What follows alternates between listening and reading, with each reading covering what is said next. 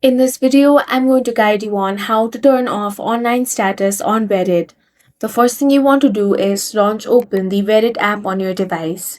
Make sure to log into your account.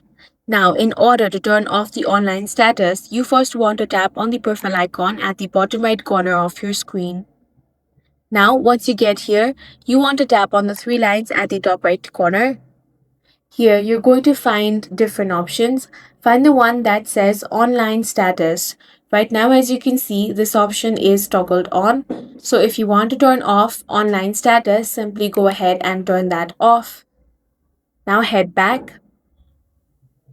After this setting has been disabled, your profile will no longer show as online to other users. And that's it, your online status is now hidden on Reddit. If you found this video useful, make sure to hit the like button and subscribe for more videos like this.